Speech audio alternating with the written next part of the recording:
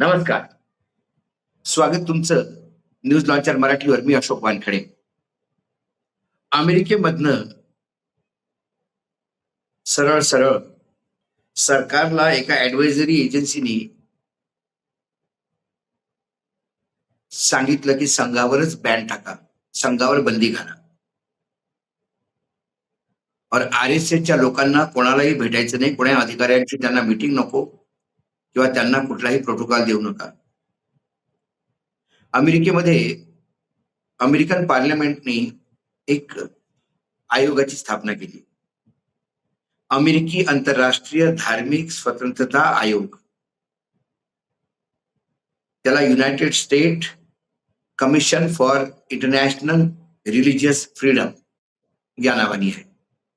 त्या जगातल्या सगळ्या देशांमध्ये तिथे येणाऱ्या बातम्या, तिथे त्यांची लोक, या सगळ्यांचं संकलन करून त्या देशात किती धार्मिक स्वातंत्र्यता आहे त्या अनुशंसाने ते वेळोवेळी सरकारला सजेशन देत असतात की यांना बॅन करा, यांना येऊ देऊ नका, हे अमेरिकेसाठी घातक आहेत.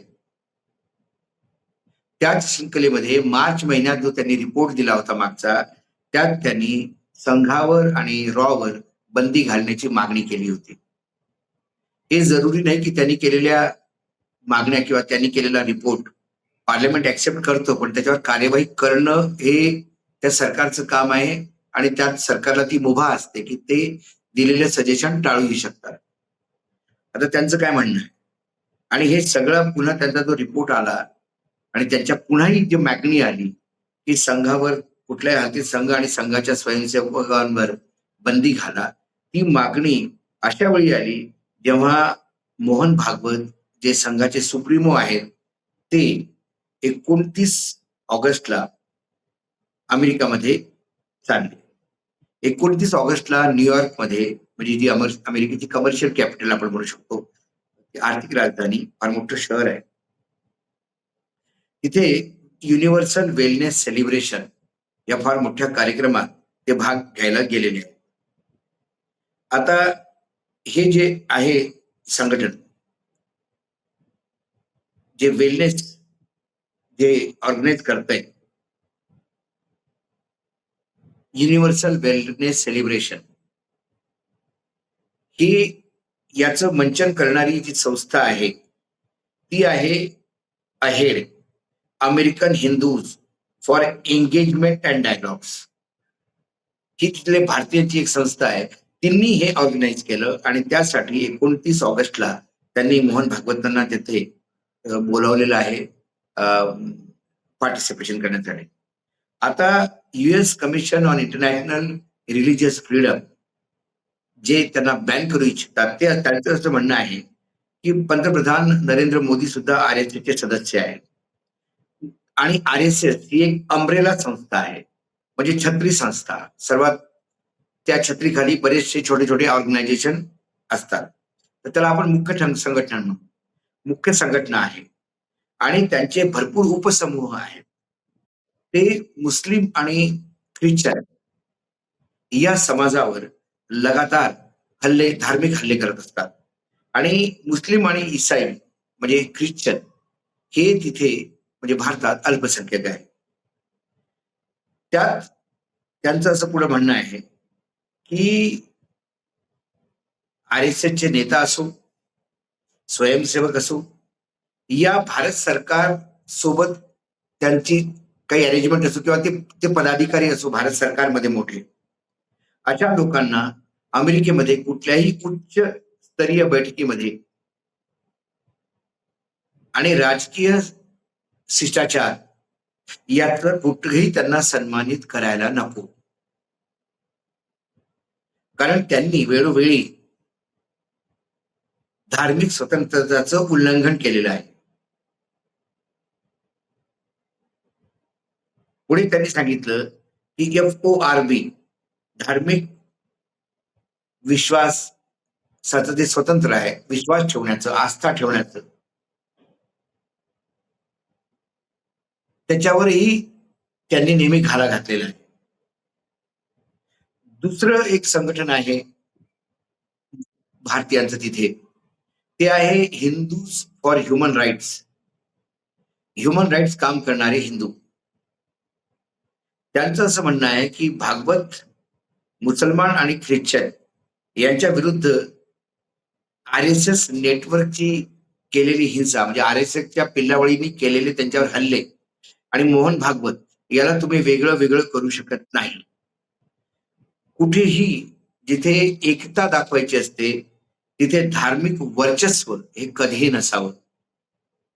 धार्मिक वर्चस्व दाखवून तुम्ही राजकारण करता आणि एकता आणि अखंडतेच्या गोष्टी करता, हे सगळं देखाऊ आहे असं या human rights Hindu for human rights या संघटनेने म्हटलेलं आहे.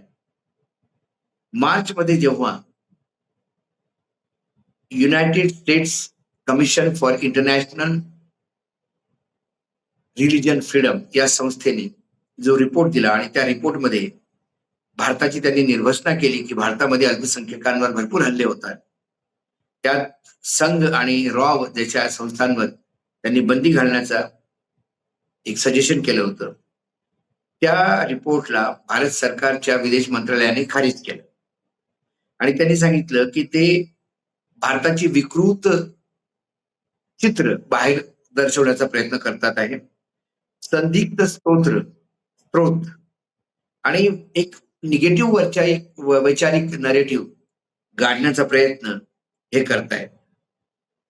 त्यांनी सांगितलं की United States commission for international religious freedom यांनी आम्हाला बोलण्यापेक्षा अमेरिकेमध्ये जे हिंदूंचे मंदिरं तोडण्यात येतात किंवा तिथे भारतीय जे लोक आहेत त्यांच्या विरुद्ध जी वाढती असहिष्णुता, म्हणजे त्यांच्या विरुद्ध वाढती नफरत ज्याला आपण म्हणू शकतो, किंवा हेट, अमेरिकेमध्ये जी एक लहर चालली आहे त्याच्यावर गंभीरतेने या संस्थेने काम करायला पाहिजे आम्हाला ज्ञान शिकवण्यापेक्षा. पण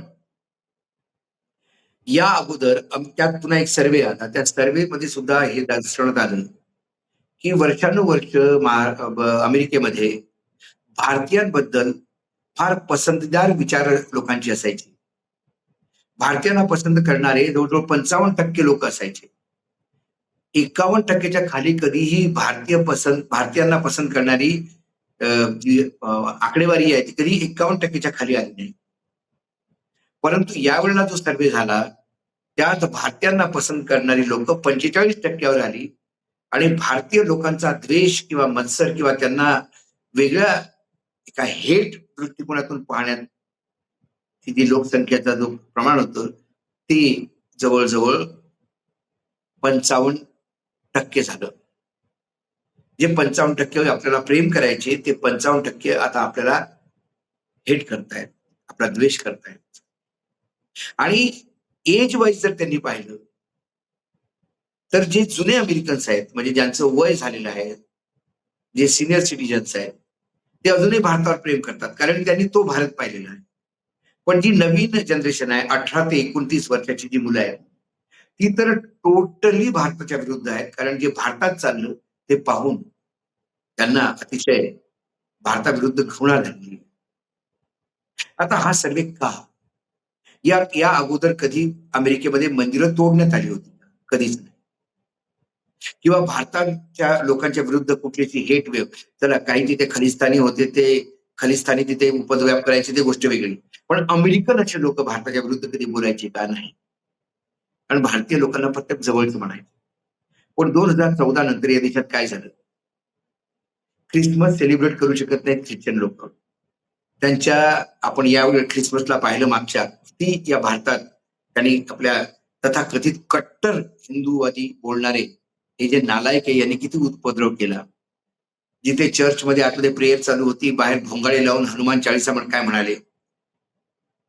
सांताक्लॉज बनून फिरणाऱ्या लहान मुलांना मारलं काय.